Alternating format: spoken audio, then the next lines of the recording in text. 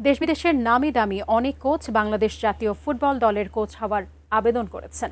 এমনকি ব্রাজিলকে 2016 অলিম্পিকের সোনা জেতানো কোচ রোজারিও মিকেল পর্যন্ত সিভি পাঠিয়েছেন বাফুফেতে। নেইমারদের সাবেক কোচকে কি পাবে বাংলাদেশ? বাংলাদেশ ফুটবলে হাভিয়ের কাবরেরার অধ্যায় শেষ হয়েছে গত মার্চে। এরপরই জাতীয় দলের নতুন কোচ নিয়োগের বিজ্ঞপ্তি দিয়েছে বাফুফে। হামজা জামালদের প্রধান কোচ চেয়ে বিজ্ঞাপন দেওয়ার পর দেশি বিদেশি মিলিয়ে প্রায় 300 জন কোচ আবেদন করেন।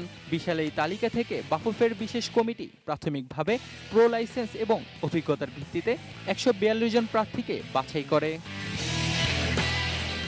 দীর্ঘ যাচাই বাছাই শেষে 22 জন কোচের চূড়ান্ত সংক্ষিপ্ত তালিকা তৈরি করা হয়েছে, যে তালিকায় আছেন Germany, Portugal, Belgium, Croatia, Argentina এবং ব্রাজিলের কোচরা।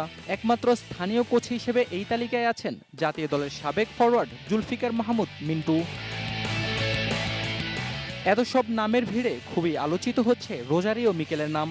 2016 রিও অলিম্পিকে মারাকানায় জার্মানিকে ফাইনালে হারিয়েছিল নেইমারদের ব্রাজিল। সেই কীর্তিগড়া কোচ এবার হামজা জামালদের কোচ হতে আগ্রহী। মিকেলকে বাংলাদেশের সঙ্গে পরিচয় করিয়ে দেওয়ার যোগসূত্র ব্রাজিলিয়ান সুপারস্টার নেইমারের বাংলাদেশি সহকারী রবিন মিয়া। তার মাধ্যমেই বাফুফেতে সিভি পাঠিয়েছেন মিকেল। মিকেলের মতো হাই প্রোফাইল কোচ উচ্চ বেতনই চাইবেন। সাধারণভাবে যা বাফুফের সামর্থ্যে কুলাবার নয়। তবে 22 জনের সংক্ষিপ্ত তালিকায় যে নেইমারের কোচ আছেন সেটি নিশ্চিত করেছেন বাফুফের নির্বাহী কমিটির সদস্য এবং কোচ যাচাই বাছাই কমিটির প্রধান কামরুল ইসলাম হিলটন। আমাদের কাজ আমরা হলো এই পর্যায়ে থেকে আমরা ন্যাশনাল ম্যানেজমেন্ট কমিটিকে পাঠা দিব। ওখান থেকে তাবিদ আওয়াল সাহেব উনি হলো পরিষদ নিয়ে বসে এটা সিদ্ধান্ত দিবে।